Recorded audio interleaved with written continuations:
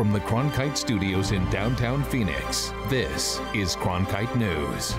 Mexican gray wolves, one endangered species, harmful effect on ranchers, and how the government is hoping to recover the damages. Fighting the flames, forest fire season is underway. We take a look at how Arizona is set to handle the driest part of the year.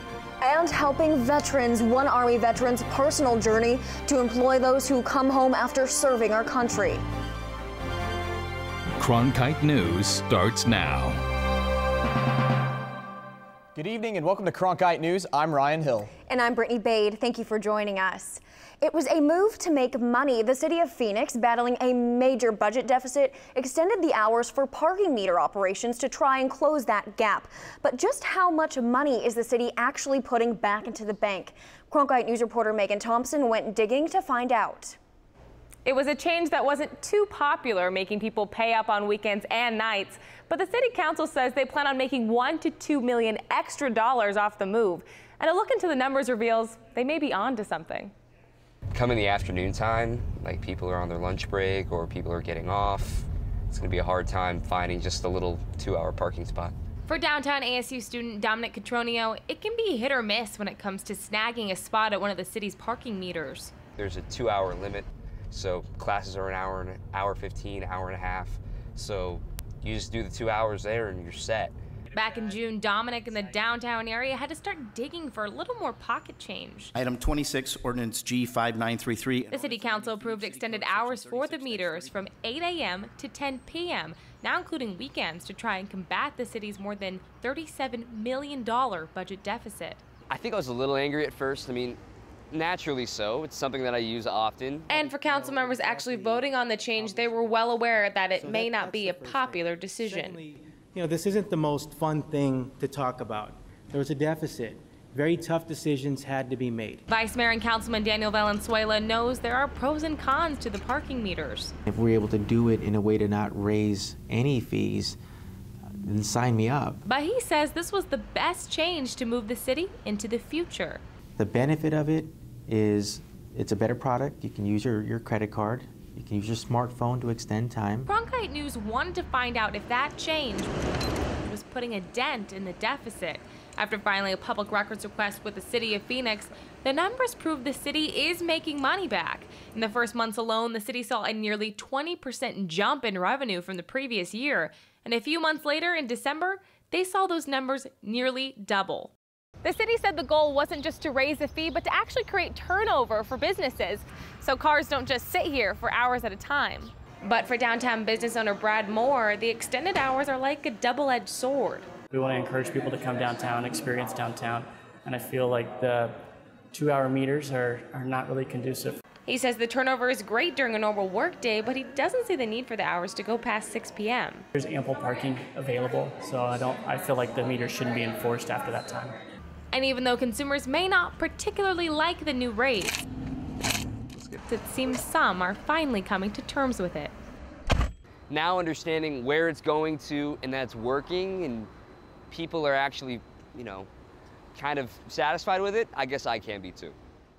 When we compare our rates across the nation for parking meters, Phoenix is lower than many major cities. In Chicago, the range is anywhere from $2 an hour to more than $6. And in San Francisco, people can pay up to $5.50 per hour. Here in Phoenix, the city does plan to start using demand-based pricing. It hasn't happened just yet, but that rate would max out at $4. Megan Thompson, Cronkite News. The full House will soon get to vote on a bill that would create a new state compensation board for ranchers dealing with the endangered Mexican gray wolves. But the additional funds will come where they will come from. It's still up in the air. This is an Arizona program. It's going to be run by Arizonans, and it'll be for Arizona families. That's how Senator Sylvia Allen justified why passing Senate Bill 1466 is essential.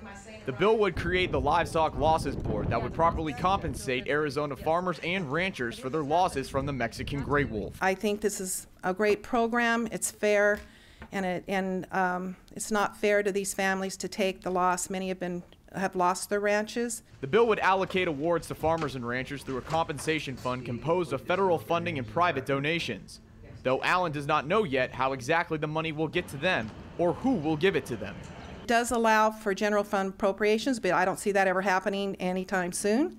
but it does allow for private donations. But however, there is money available. If we set up this council, we'll be able to have these families apply for it. Paying those for things they lost sounds like a fair compromise. But for Sierra Club Grand Canyon Chapter Director Sandy Barr, there is another way to make sure farmers and ranchers get the money they deserve. It's called the Coexistence Council, and it focuses on trying to get the livestock industry to engage in practices that allow for wolves. According to Barr, the Mexican Gray Wolf Livestock Coalition awarded some $85,000 in rewards to farmers and ranchers in the past year. But for Allen, it was a plan that did not provide enough compensation. The idea was that they would try to get donations and monies to help ranching families. And from my point of view, it was basically a political propaganda kind of tool that was being used. Wolves aren't the only animals in Arizona who are going up against the Capitol. Some bison have made the Grand Canyon National Park their home, causing damage to the environment. That's put these grazing bison in the crosshairs of Congress. Cronkite News reporter Liliana Salgado has details from the Capitol. Bills by Arizona senators and House members would allow a select group of hunters into the national park where hunting is currently banned. And well, this happens to be a new solution to an old problem that Cronkite News has been following for years. Let us now take you back to January 2012 when then Cronkite reporter Ryan Harrer brought us the story from the Grand Canyon.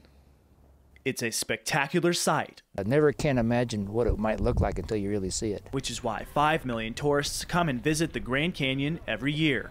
This is my first time here, and it's just breathtaking. But recently, the national park gained some visitors that aren't so welcome. A growing population of buffalo, causing some huge problems. So the area didn't evolve with that type of grazing animal on it. So there are quite a few concerns around potential to impact water resources, vegetation. To understand the history, you have to go back to the early 1900s when Arizona's Game and Fish Department brought in several of the buffalo for recreational hunting just outside the north rim of the Grand Canyon. Since 1906, we've had a bison herd on the North Kaibab. But in the last 10 years, they started going more and more onto Grand Canyon National Park, and the park doesn't want them on their property. One of the reasons they don't want them, they can't be controlled. Because of rules, they can't be hunted, so the numbers are soaring. Here at the Raymond Wildlife Center southeast of Flagstaff, hunters come in on a regular basis and take down buffalo, keeping the population in check. But here at the Grand Canyon National Park, hunting is illegal, allowing the bison herd to grow and eat everything in sight. And they eat a lot, 35 pounds of food a day, and that's a huge environmental threat. We have some very special plant species that occupy those habitats, and if it becomes denuded, we may lose those species. We've tried to haze them off the park, we've tried to capture them on the park. But nothing seems to be working, as the herd is now estimated to be 400 strong. The best option for us, and it would take legislative change, is to hunt on the park during the closed season.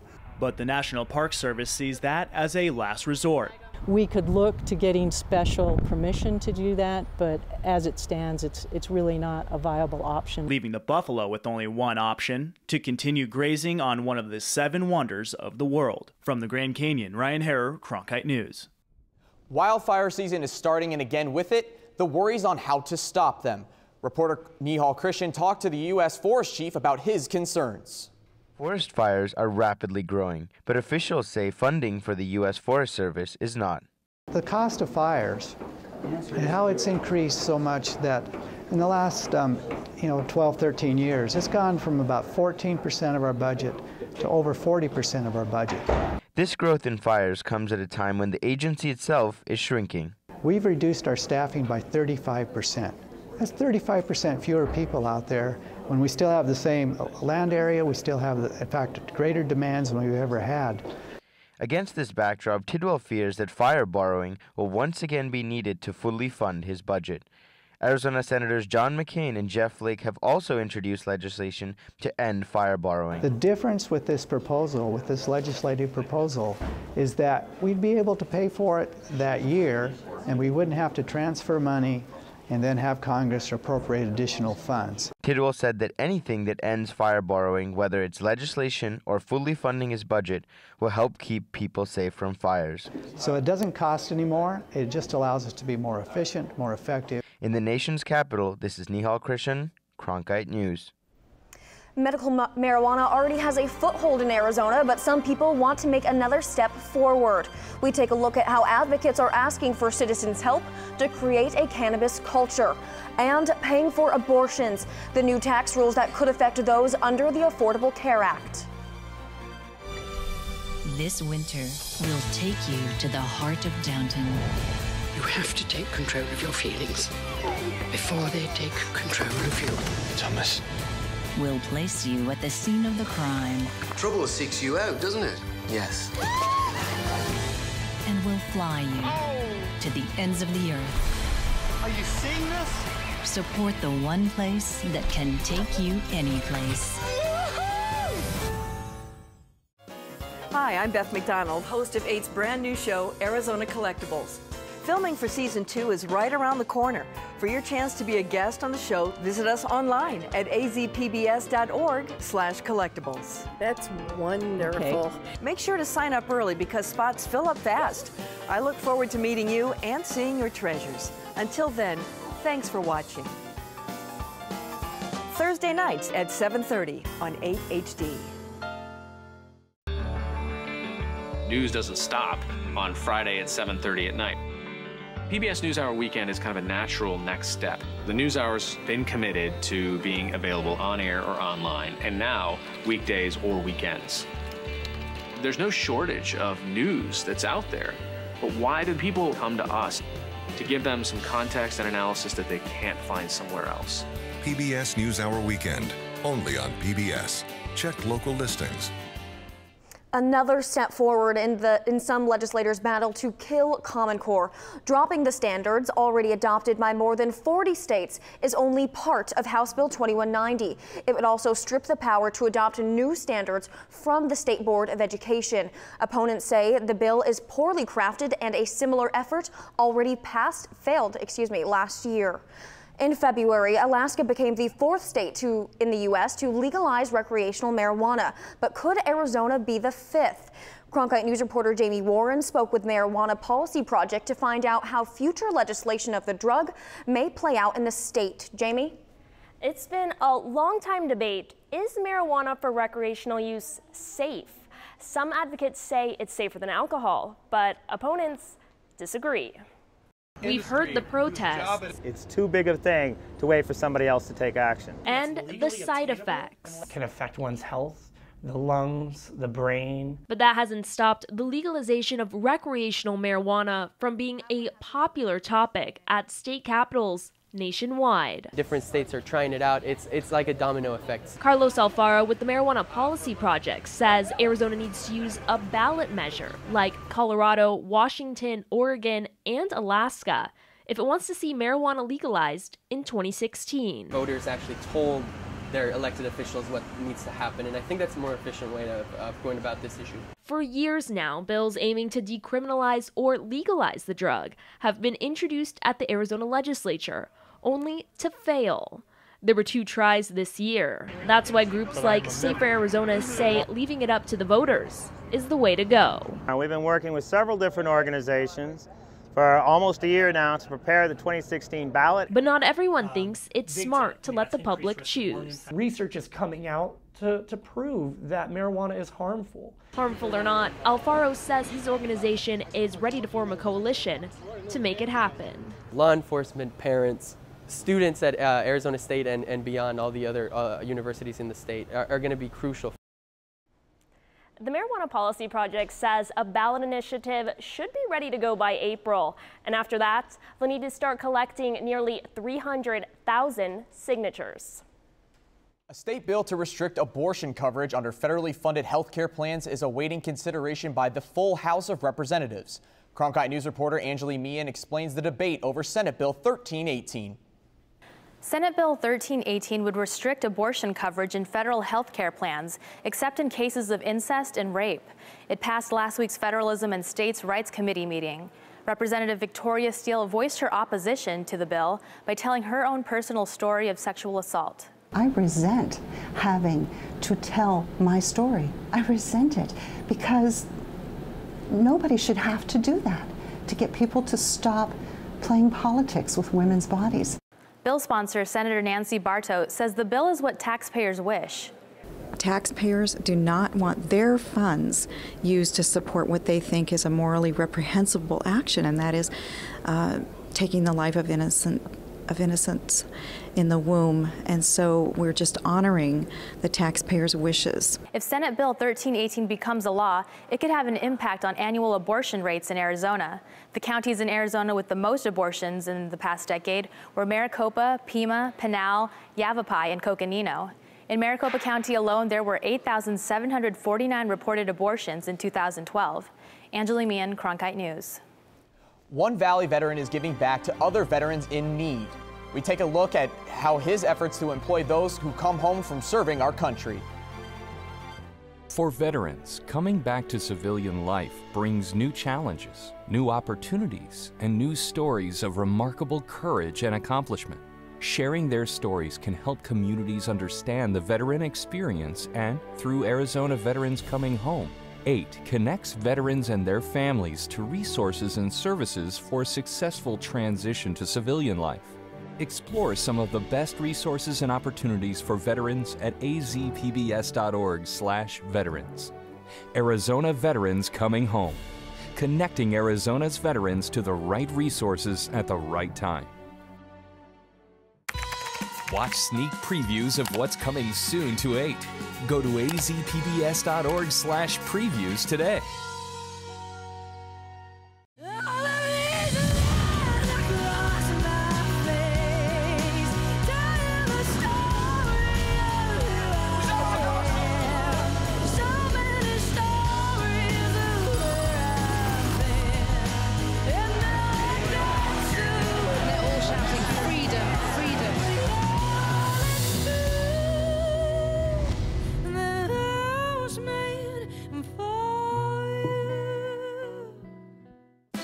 Arizona PBS, a community service of Arizona State University, delivers new ideas and new worlds to the explorer in you. Little readers will now have some new material thanks to the United Way. The Pardes Jewish Day School and Rancho Solano Prep collected more than 50 boxes of books to be sorted this Saturday.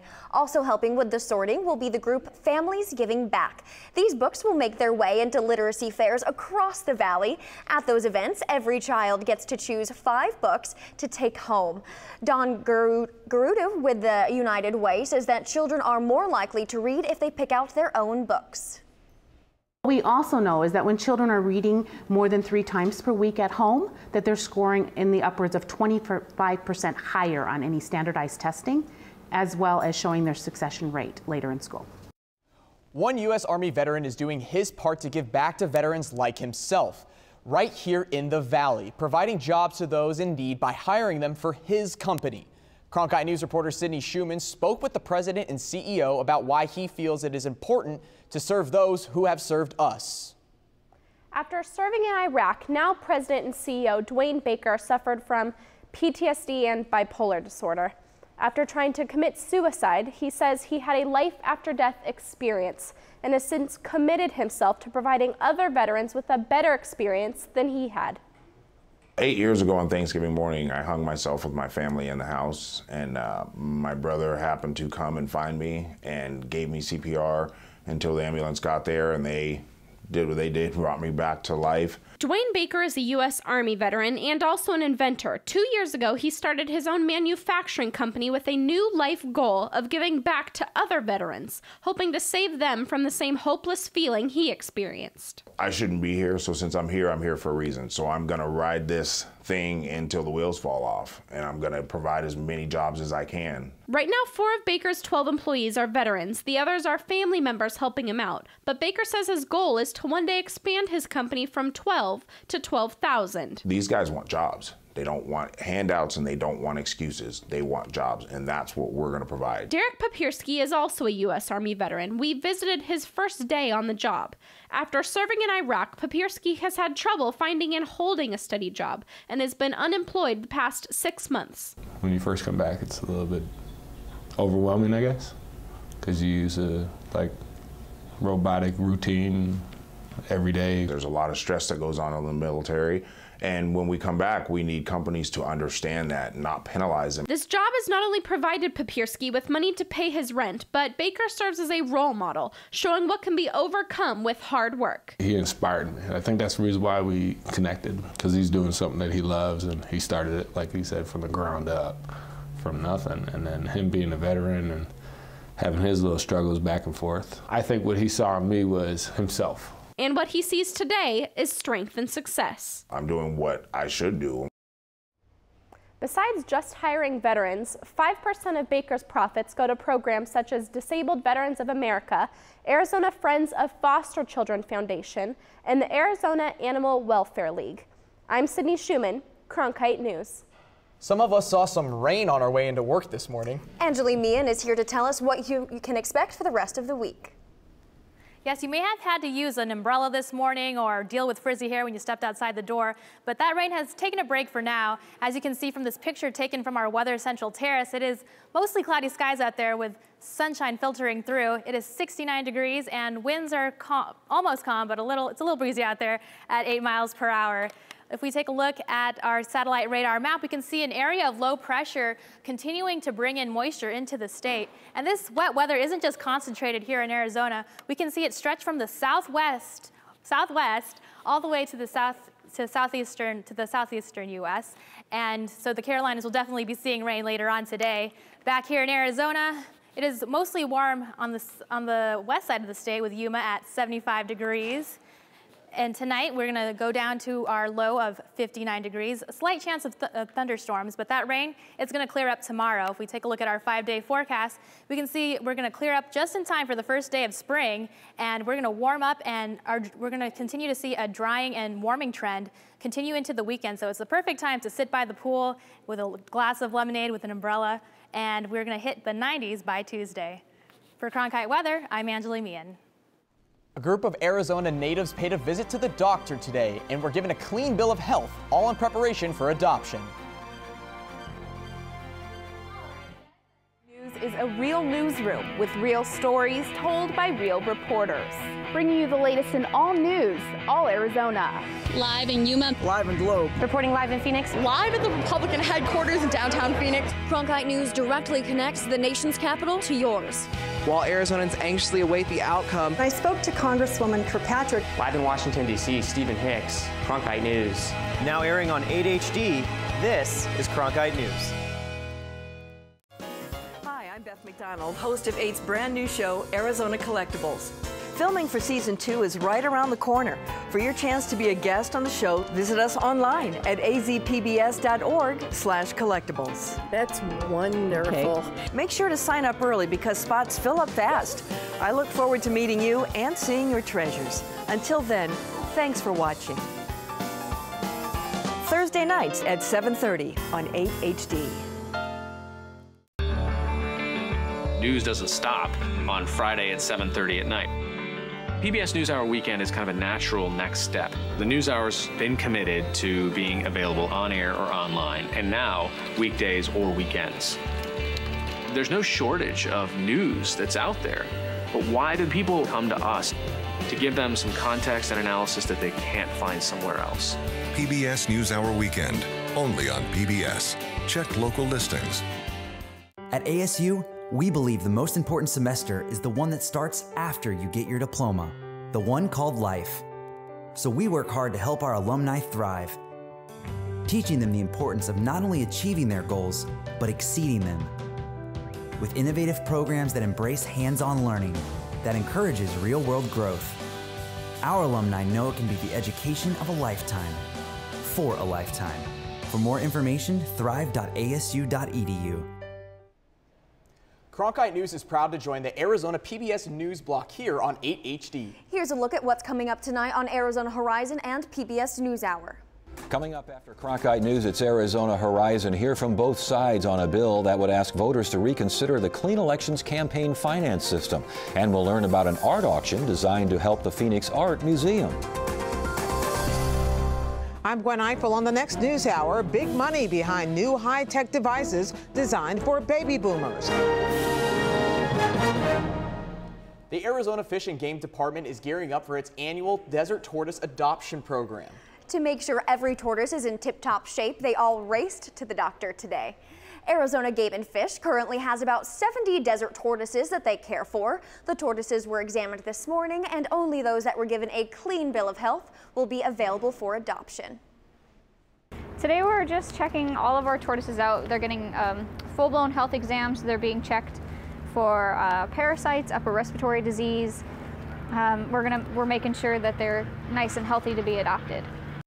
Only permanent residents of Arizona can adopt desert tortoises, and it is actually illegal to release captive tortoises back into the wild. Captive tortoises can spread disease and disrupt wild populations. The Adopt a Tortoise program begins April 1st. And that's it for Cronkite News tonight. Thanks for joining us. Good night.